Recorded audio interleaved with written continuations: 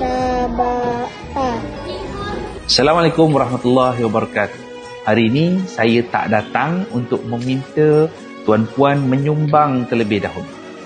Sebaliknya, saya ingin mengucapkan jutaan terima kasih kepada semua insan-insan yang istiqamah menjadi penaja untuk anak-anak Nadi Al-Quran setiap bulan. Mungkin tuan-puan tak pernah pun bertemu dengan mereka, tapi percayalah bahawa setiap kali mereka membuka lembaran Al-Quran, lembaran Iqra' mereka, setiap kali mereka belajar dan setiap kali senyuman mereka terukir di wajah itu, ada saham pahala kebaikan untuk tuan-tuan dan puan-puan semua di situ. Inilah yang berlaku hasil sebuah tajaan bulanan. Anak-anak yang dahulunya tidak mengenal huruf hijaiyah, kini semakin yakin dalam membaca Al-Quran.